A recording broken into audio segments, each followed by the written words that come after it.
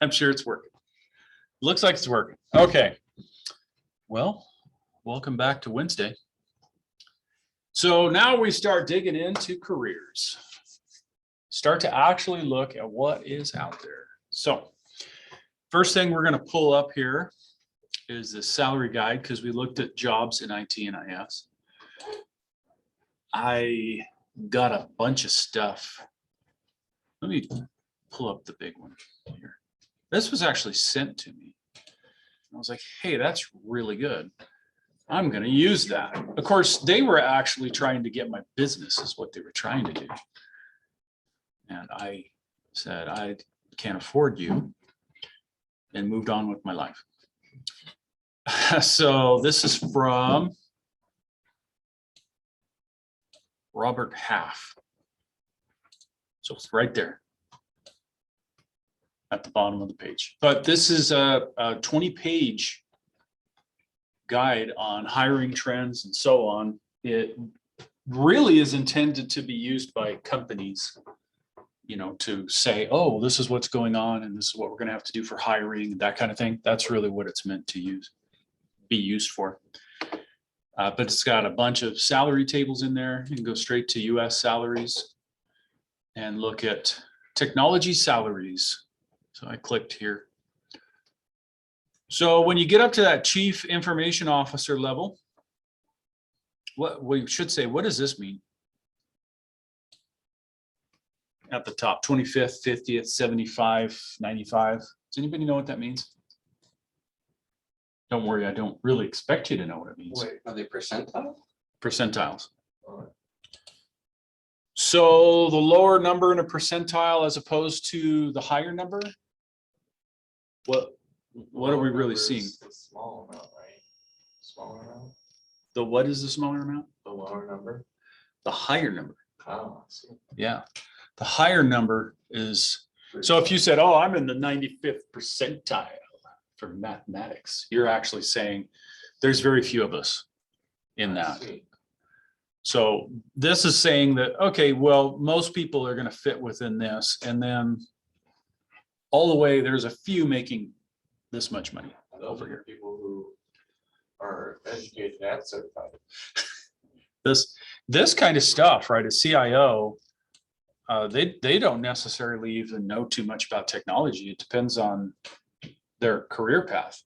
And that's unfortunate. So in other words, you may go work for a large company and you're like that. Our CIO is an idiot. They don't know anything about computers or how any of this works. No comment on that. I doubt anybody heard that. Anyway, He's not saying you're wrong. He's just saying he can't answer. there's no comments on that at all. That's fine. Our superintendent is the reason I graduated. See, there you go. We signed off on it. He For signed all of off. us. He's like, get these kids out of here. Anyway, let's not get into that. So chief information officer, yeah, that's their pay. So again, what we're trying to look at here is not just what job do I want getting out of college? We're looking at where do I want to be 10 years from now? You know, what's my career path? Get you thinking about what would I really like to do? Again, I totally understand that I don't know. I'm just trying to push you into that scenario where you're forced to consider it. So a lot of you are not going to look at any of those and say, yeah, I want to do that. No, I don't even know what they do. I don't care. Money. Yeah. You're like, yes, I do want to be in that. Right. So then we come down into software and applications development, right? So this is management. And some, again, don't really know. They came out of the business side of things and they don't really understand technology that much. But a lot of them these days are moving up through these other areas. So they have this background in it. Then they go out and get a bachelor's, and then they get a master's, and they move into handling meetings and dealing with large, like, what are we going to do over the next 15, 20 years, that kind of stuff. So there's all your different software applications development. If you're wondering what some of this is, Like, what the heck is a Yeah, I was scrum? wondering what that- Just type it in on the web and goes, what does scrum stand for? And guess what? It knows.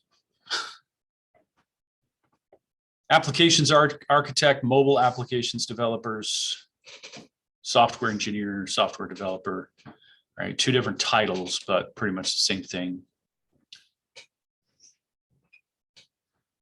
Software development continued, right? So this is here really for you to look at. I'm just showing you what's on it so that you'll go click on it and start to do some research. So I'm going to show you an assignment here in just a minute that will freak most people out. So all this stuff we're learning is to complete that assignment. Consulting, systems integration, database administration. There's your AI architect there. Quality assurance, networking, communications, cloud architect. And we can dig in on any of those.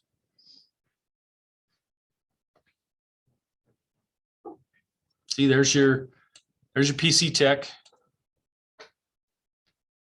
Right, put that way down there at the bottom of that page. That's where a lot of people would start. That's where they would begin. Again, we'll look at this assignment. That's really, if 10 years from now you want to be a PC tech, I'm not going to argue with you, but it is the low rung. So where would the logistics manager fit into any of this, or would it not? They would be, there's security, kind of glossed over that.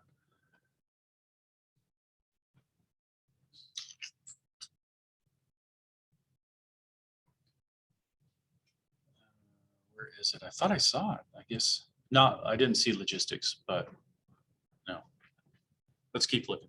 It should be, if you see something that's project manager, logistics would either be a replacement for that because they don't want one, or a person that would be working with a project manager. So again, this is for you guys to look at. And I know there's no real descriptions on this. But again, you guys are into tech, you should automatically know, what does a desktop support analyst do? And type it in, and you'll get job postings for that immediately and descriptions of what they do. Right. Analyze desktops. Yep, they just sit around, look at desktops all day. That one's a good one. Now, this person would be normally the ones that are over these. Right. And if you've ever dealt with help desk support stuff, then you know about the tiers, because they go, I gotta take this to tier 2. I gotta level this up.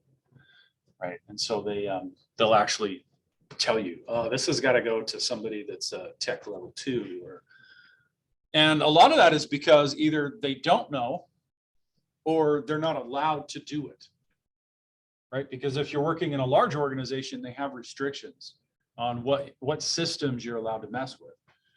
And so you just may not, like, you may have the answer, but you're like, I can't do that because I don't have the rights to do it. So that's got to go to a level 2.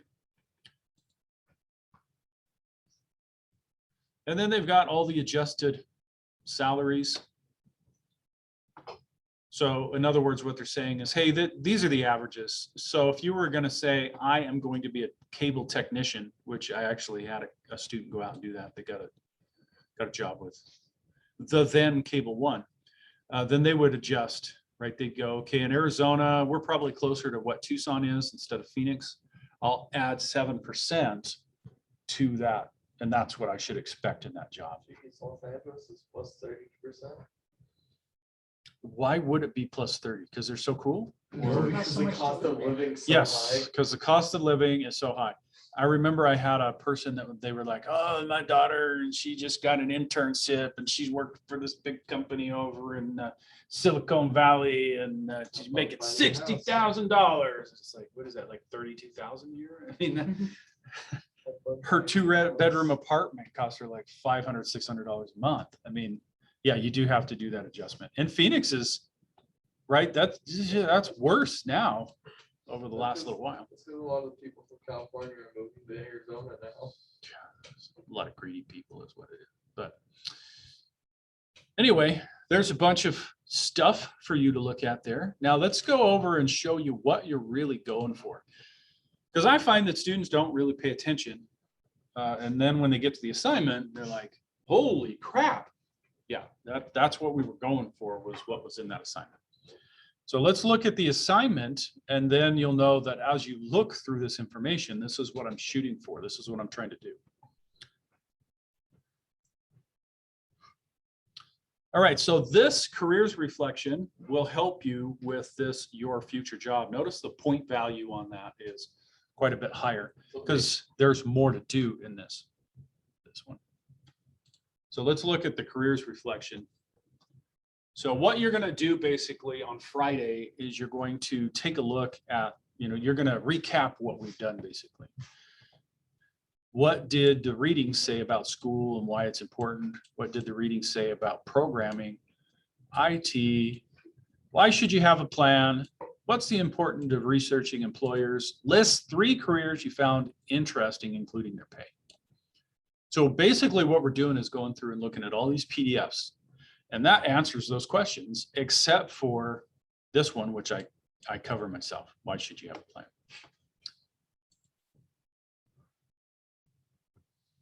So if, I guess I could have hit next because it was the next thing on the list. I could have just arrowed over.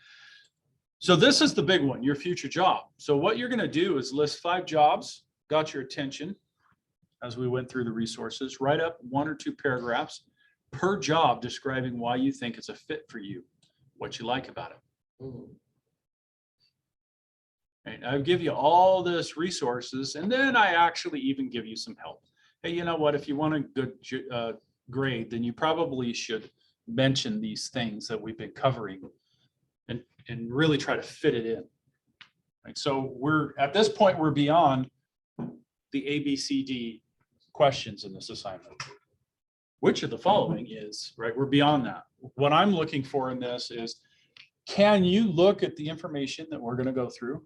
Can you go beyond that, right? And look at it yourself and say, I think this one's a good fit for me. I understand that that may not be what I'm going to do, but I think it's a good fit. And this is why. And then I give you information like this is how you have to format it. So down at the bottom. That's what we're shooting for. That's why we're looking at that information. So what I'm going to do, of course, is just briefly show you this stuff. And then you're going to actually dig in deeper on those so that you'll be able to answer that. Now, if it was me, I would probably have that where I could see it, right? With the assignment right there. So I can go, I got to answer these things. I got a little bit of information in this that I want to mention. This is stuff I do in 103. So if you were in my 103 class, then you saw this already. If you weren't in my 103, then you didn't see this. More information. I believe I took this from Glassdoor. So this is straight out of a site that lists jobs.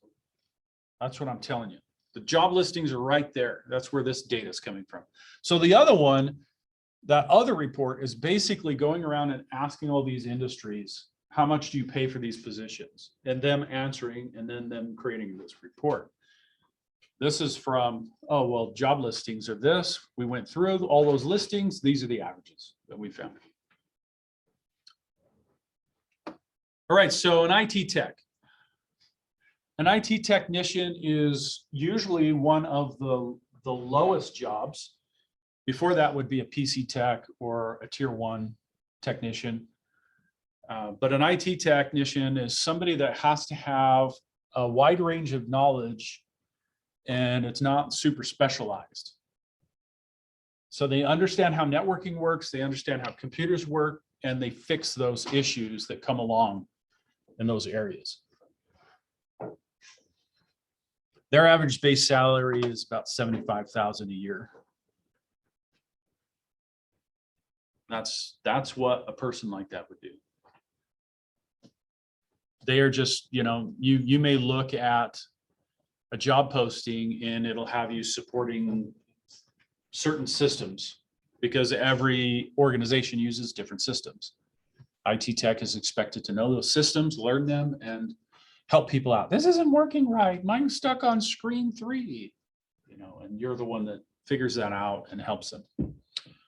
So there's programmer. Now this one confuses the crap out of me because, you know, we already saw that programming pays more than that. And you're looking at these averages, right? These are actual job posting. These companies are posting on this site. That's where that information is coming from. And Epic Games, right? They're paying 142, probably because they're in California. It's probably more like 60, you know, but still. This one's a cool one right here. General Dynamics Information Tech. Did anybody know who General Dynamics is? No. It's a robot company, I think. They have tons of contracts with the government. Tons and tons of contracts with the government, like top secret stuff. Anyway, I was surprised to see them on there. I was like, what? Programming continued, different areas. And I'm just showing you this because I want to reinforce what I'm saying. I'm just showing you that, hey, this company did all this research and these are the pay. And this company, which actually just connects you with jobs, that's what its whole goal is reinforcing that, right? These are not, oh, there's a few jobs out there where you could make this much. No, they're there. Web developer, very much like a programmer. So they're going to be around the same amount of pay. Data architect is what I called them. Anything working in data systems. So how does this fit in?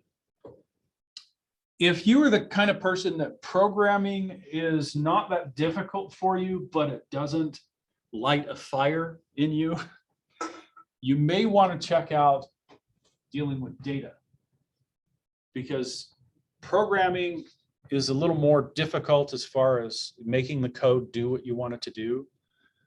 But these people make just as much money, if not more. And the reason is because there's mass loads of data in the United States and nobody knows how to do anything with it. So these people are going to work with SQL. They're going to work with any other database programming. It's a type. It's not really programming. It's easier. Their skills come into play with being able to start linking data together in ways that people don't see. So again, if you're into programming, if you're like, well, programming is pretty good, but I don't know. When you take the Access class, which most people hate, if you're like, oh, that's not bad. Or if you took 103 and you had to do that Access stuff and you're like, oh, that's no big deal. You may want to look at this area. As a matter of fact, it's such a huge area, we're trying to figure out how to offer a certificate in a data analyst form. Like, how do you take data and make sense of it? It's such a huge demand. That's why the pay is higher. Because we just don't, we get people that, right, there's a setup thing. Every single freaking university has a go into programming degree thing. They go into that. And then they have networking and they have IT and they don't have this. So either you're going from networking into this or you're going from programming into this, but it's not a natural channel. Don't get as many people into that area. And of course, security. And security, I mean, you blow the lid off of that. I mean, you can have security in programming, you can have security in data systems, you can have security in networking. Any area that we look at, you can say to yourself, there is a security officer that deals with that stuff. At a small place like this, that's a person that tries to cover it all. In a larger organization, yeah, if you were on a programming team of say 10 people, you're constantly working on certain projects together, there's going to be somebody on the team tasked with security. Is the program doing what it needs to do so that nobody can exploit a hole in it?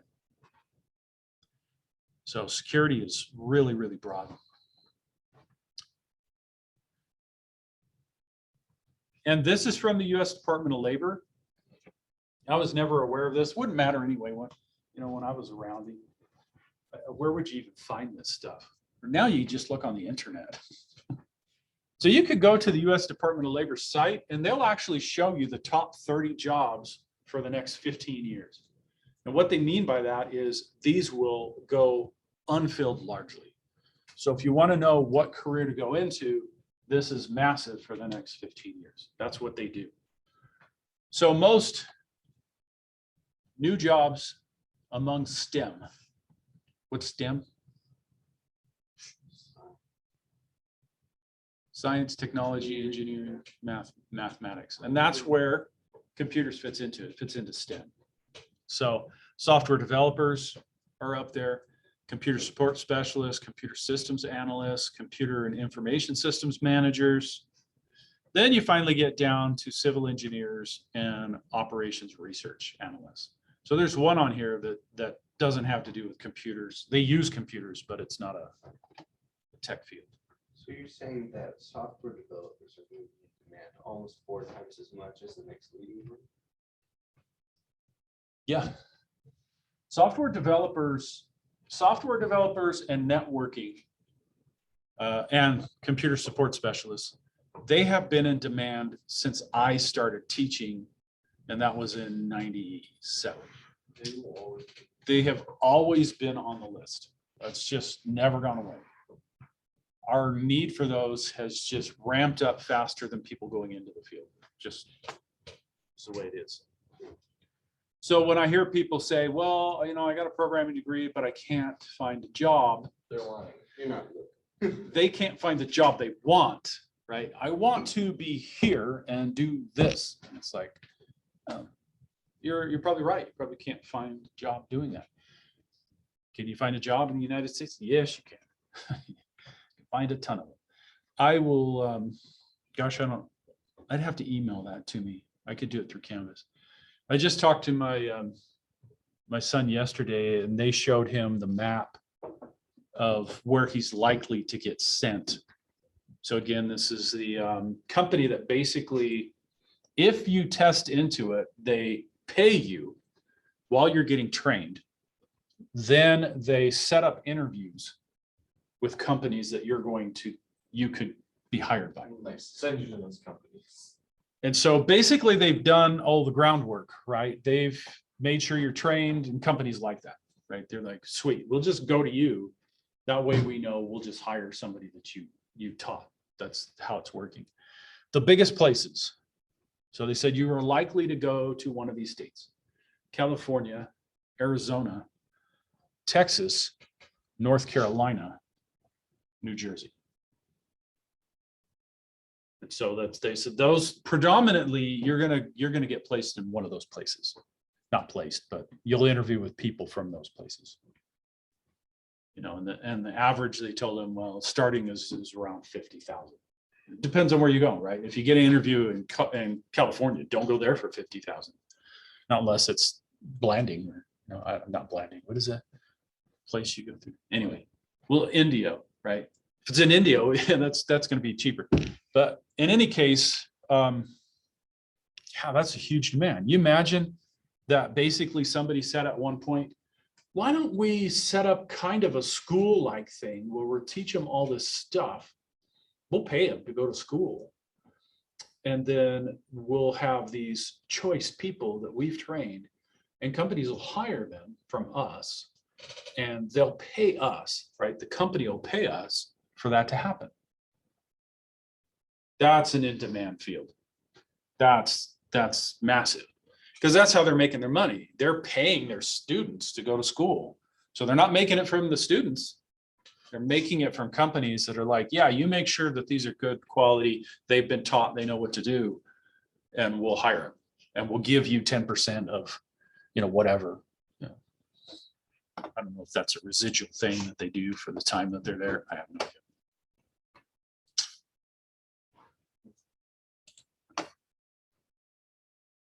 All right, so let me just show you this back on the home screen. I've got a whole set of these because Pearson sent them to me. Yeah. So emerging careers in data science, top engineering careers, esports. Yeah, seriously. Internet of Things, health informatics, cybersecurity, social media. These are just areas that basically why they created these. Let's start with social media. Why they created these was to make people in education aware of it. But hey, these fields are like within the tech field are really coming up and you should know about it, right? And when they sent those to me, I was like, hey, this is pretty sweet. I'm going to put these in my class.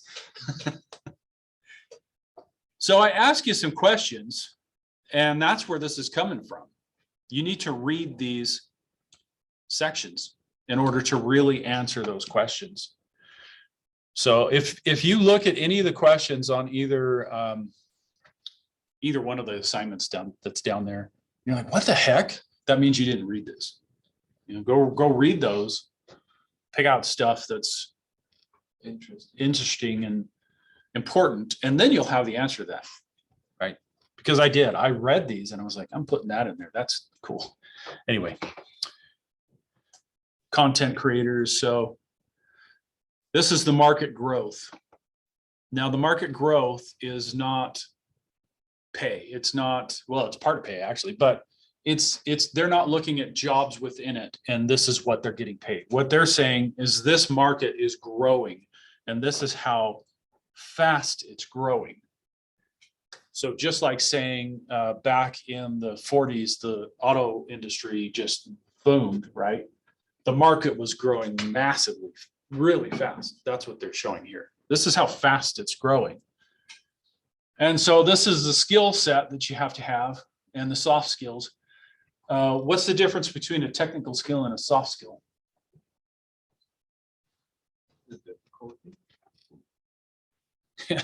That's true, The but technical skill is something like if you haven't studied or gone to the schooling for, you're not gonna get it. Soft skills are more like your, no, I wouldn't say personality, but they're more like your people, person to person interaction, or how do you communicate with them. Things like yes. that.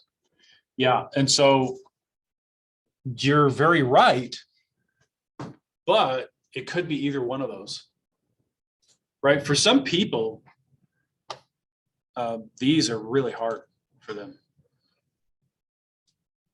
That's right. Some people, that's so much harder than learning these technical skills. There's people that can learn technical skills all day long. You know, they can be a genius at anything, but when they talk to somebody, they can't. I actually have a story with that. Hopefully I'll have him come over. I haven't contacted him yet. I really need to. But my friend Dale Claridge, again, I mentioned him. Some of you know, he works really high up at Apple. And what he used to do was he was the director of operations for the Americas.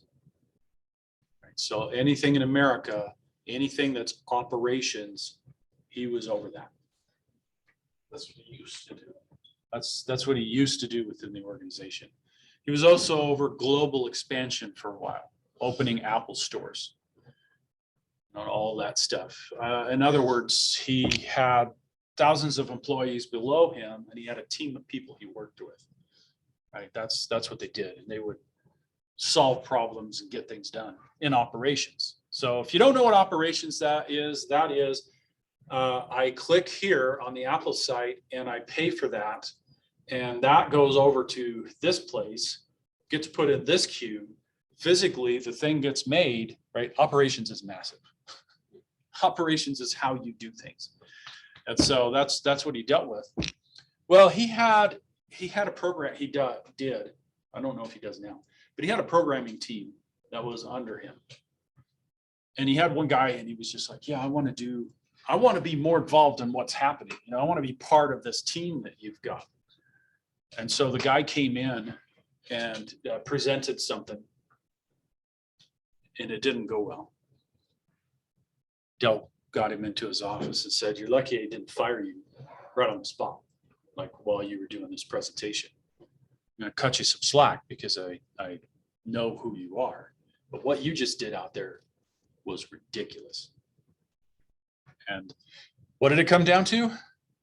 No soft skills. Genius programmer, talk down to everybody in the room. Basically, everybody, you guys are all idiots, right? Even though he probably didn't say that, everything said that as he was talking. So he's like, if this was anybody else, I would have canned you right there. I would have said, you're fired, get out of here. Right? You're working at that level. We're not dealing with that crap, right? Now he's over all of HR. And then he told me he was fixing some systems. And I was like, oh, that's why they moved you over there. It's like, he fixed all this stuff over here. We'll have him go over here now. He can fix that. So that's what he's dealing with there. But anyway, that's the soft skills. He's got a ton of soft skills, right? When we were kids, right, we used to play on computers all the time. He could have gone into computers. He could have been a programmer. He could have gone into networking or anything. He didn't. Ended up using his soft skills more. I always told him, man, you get a job wherever you go. Sits down and talks to somebody and immediately they're friends. I sit down and talk to somebody and they immediately want to leave. Polar opposite. He is too. I mean, if I get him to come present, it usually takes students a while to warm up to him, but he's like, this person's like normal. What? They don't even get it. His stomach must be lying. He's like wearing Levi's and talking about shooting hyena. It's just, anyway, Normal. it's just, yeah. You can identify. Okay, so this is cybersecurity. So you want to read through this, find out what does this do? What happens at these different levels? This one even has education options, which shows you how can I actually get into cybersecurity? What would I do for that? Let's look at their little chart. What do these what do all the circles mean? Is that how important each of those is? Yes. Yes. So see, we have self-directed study is this one. And then guided study is this one. And then academic and professional. So this square is academic self-study. And then this one would be professional self-centered study. So it kind of shows you, how could I actually get into this area? Well, you're going to learn most of your information's in books and web content. And then mostly if you're dealing with guided study, then you would get an associate's and a bachelor's. And this is how many people within security actually have a master's. And this is how many people would actually have a PhD. So it's kind of showing you, hey, of people working in this, where did they get the information from? And what path did they take to get there? Now, the question is how much of a difference does a small group of people with a PhD make over with the associates? It depends. You know, if you're a real jerk, then you're probably not making anything more than what the bachelor's is making. But people that would get a PhD, and this is the truth. Any of these, you want to look at, what do I need educationally to get into this, to break into this field? When I go out there and say, I'm going to do this, do they expect me to have a bachelor's to do it? Or do they expect me to have an associate's, a 2-year degree? Do they expect me to have a doctorate? This is telling you they do not expect you to have a doctorate, and you probably won't use it. So if you have a doctorate in this field, these people are probably way, way up there dealing with encryption and numerical whatever, blah, blah, blahs, and they're making a ton of cash. You know, like $600,000. I mean, they're making a ton of cash. They're like the consultant Apple would hire to tell them how to go for the next 25 years. You know, and they're so smart, it's just like, wow, they're TED Talks, right? It's like, holy crap. But yeah, it's not gonna help you in your pay that much. And of course, where is this stuff coming from? Security is, I mean, that's advancing quickly, right? So even in our class, the ethical hacker class, we're going to be teaching you the basics of this is how you do it. This is what people do. But most of your information is going to be coming from web content or electronic books or whatever, because that industry just changes massively, right? It's just pushing and pushing. So.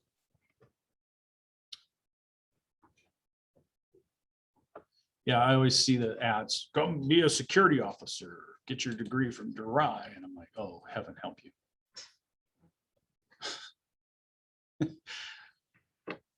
You have to know so much networking. Just the standard area of security, right? You have to know so much networking. You know. So they in other words, they try to lure people in with their ads, and then if they're really teaching them what they need to know, they're probably people are dropping off in that program, because that's going to be really demanding. You got to be dedicated to that and just learn it. I've got a student that left here, and I should mention his story. I had this really smart student. He came in and he was just, he'd ask really good questions and seemed to be on the ball. And then all of a sudden he just stops showing up to class and stops getting his work done. And I'm going to tell you, hopefully none of that happens with any of you. But when we hit October, you'll know. You'll look around the room and go, we're missing people, right? Hopefully all of you are still here. But that's typical, right? That's why I talk about don't stay up late and all that stuff. So I'm kind of figuring, son of a gun, this guy's so smart. And he's just, I don't know what he's doing. Playing the latest game for 18 hours a day. I'm just kind of disappointed as an instructor. And then he comes back like a year later and, goes at it. And I'm like, well, he probably just learned his thing. I don't like say, hey, where you been? And what? I don't do that. I won't do that to you. I'm just glad you're back. And he finishes, right? And so he goes off. He really takes a hold of security. So in networking, when we were talking about security, I didn't have the security class at the time. And he really just like, that's what I'm going to do. So he's over at ASU and he's in their security program. That's what he's doing. And so just this summer, he says, hey, here's some information that you might want to know that I'll put into my security class. I'm like, that's cool. I said, what you been up to? He tells me what he's been up to. And then he tells me, well, I'm having health problems again. And he tells me that when he was over here, he had lymphatic cancer. And that's what the issue was. That's why he stopped showing. That's why he stopped showing up. He's fighting cancer, right? And he survived it and went through it and came back and finished. And then now he's over there, doing that. And I was like, I had no idea that that's what happened in this guy's life. It's just like, yeah, don't stop.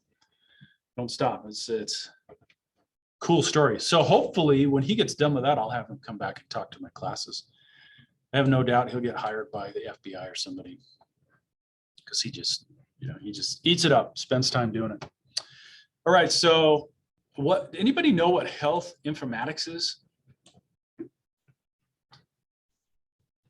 Sounds weird.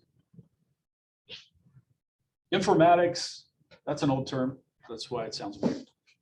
It's been around a long time. This is hospital IT, right? So you go into a hospital and people are using computers and they're attached to the Wi-Fi. That's IT. Hospital informatics is all that special equipment and how it ties together and how you get data here and there and how all that works. That's hospital informatics.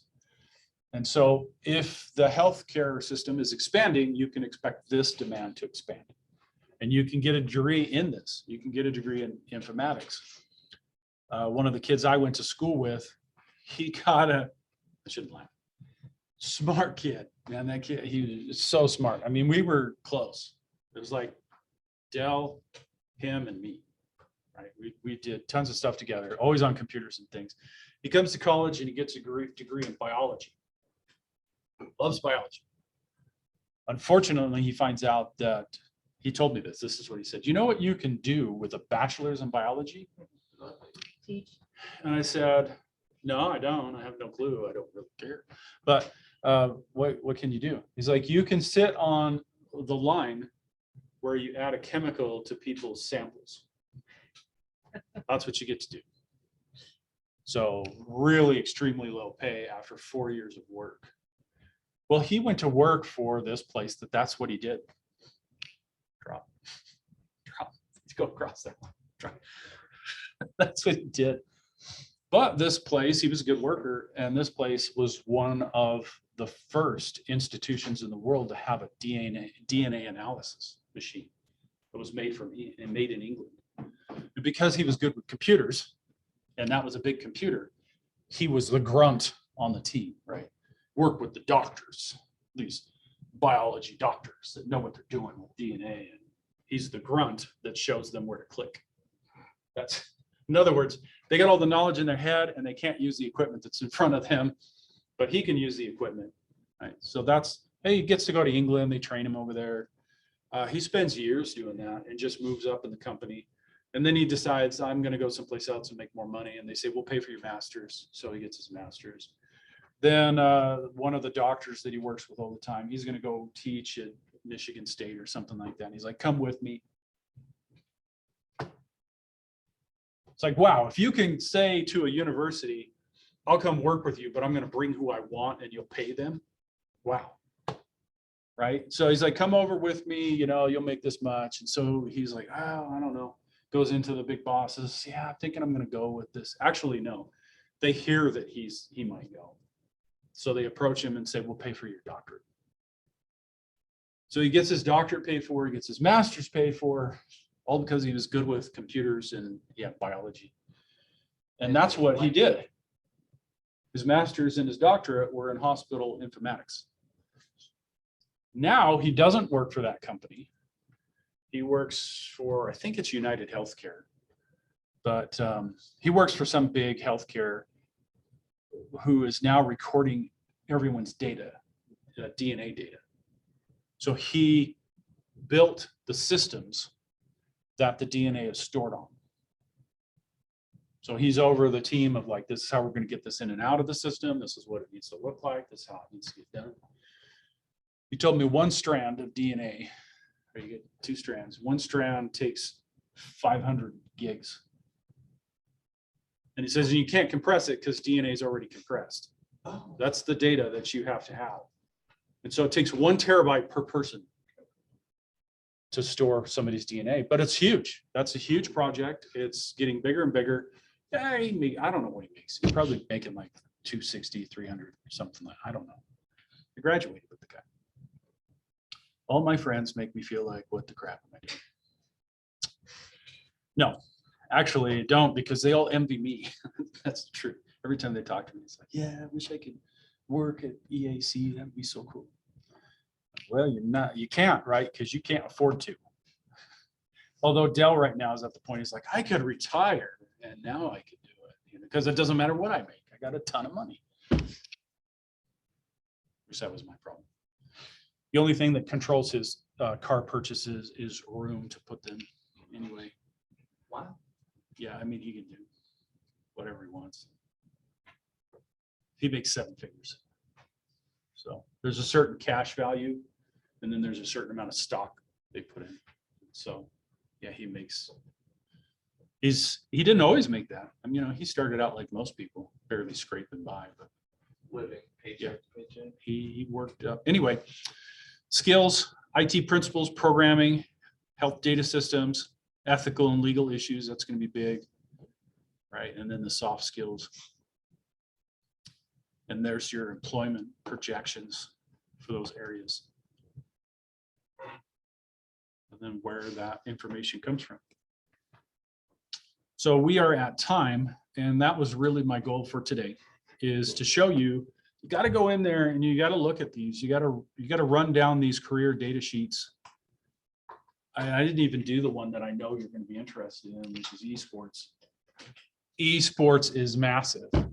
I cannot play at that level. I have a brother that if I play something with him competitively, he just kicks me all over the place, and he can't play at that level, right? And so I'm way down there. I'm way down there. But just about esports, because I do want you to look at that. This is a true fact. The gaming industry is 50 times larger than Hollywood. Right.